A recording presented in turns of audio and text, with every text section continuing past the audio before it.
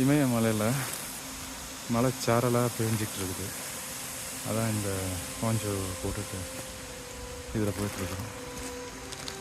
அடர்ந்த காடு, ஈக்காக்கா ஒன்று கூட இல்லை. ஒரு 2-3 பறவைங்களை பார்த்தேன். ரொம்ப அருமையான இடம்.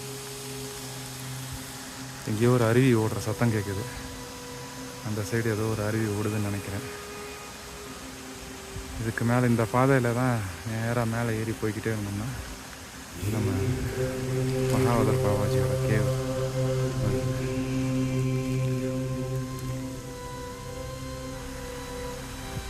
நல்ல பனி, மலைச்சாரம், ரொம்ப அருமையாக இருக்குது. இங்கே இருக்க அந்த அருவி சின்ன அருவி தான், நல்லா அமைதியான ஒரு சத்தம். அருவியை தாண்டி தான் நம்ம அந்த கேவுக்கு போகணும்.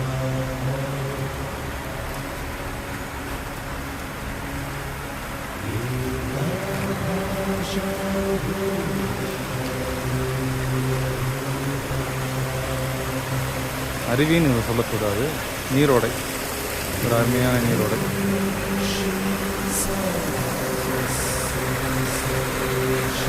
நல்ல சத்தம். குயில் எங்கேயோ கூவுது.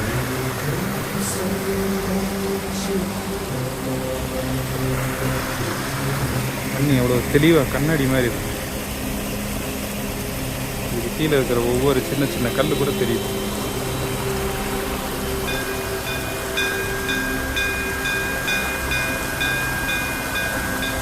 இங்கே போட்டிருக்காங்க பாபாஜி கேவ் அப்படிதான் சொல்லுவோம். ஃபஸ்ட்டு பார்த்த அந்த நீரோடை அது மேலேருந்து விழுகுது. அப்படியே ரொம்ப தூரத்தில் எங்கேயோ வந்துருக்கு. அழகாக இப்படி வந்து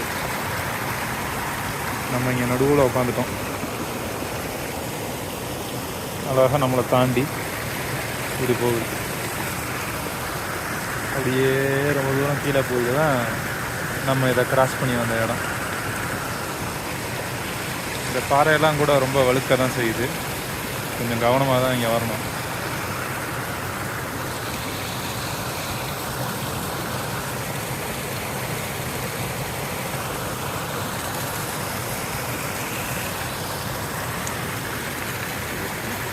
இந்த மாதிரி ஒரு நீரோட சத்தத்தில் அப்படியே எவ்வளோ நேரம் ஆனாலும் அப்படியே உட்காந்துருக்கலாம் போல. ரொம்ப அருமையாக இருக்குது.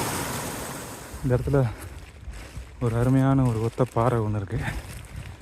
இதுக்கு கீழே அப்படியே ஆழமான ஒரு பள்ளத்தாக்கு தான். ரொம்ப அருமையான இடம்.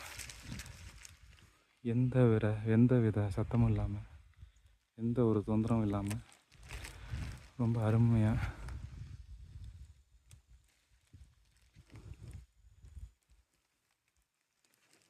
ரொம்ப அருமையாக இருக்குது. இங்கே ஒரு பாயிண்ட் வேறு எதுக்கு போட்டிருக்காங்கன்னு தெரியல. மேபி சூரியன் உதிக்கிற டைரக்ஷனாக இருக்கணும்.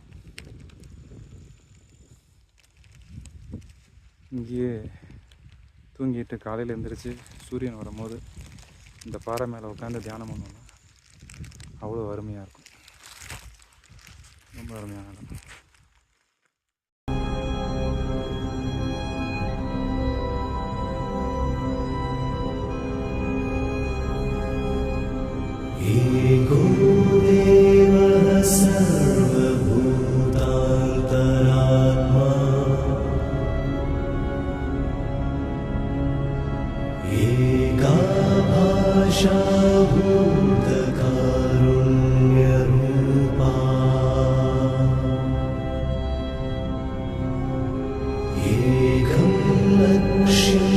सारस्यं समेषाम्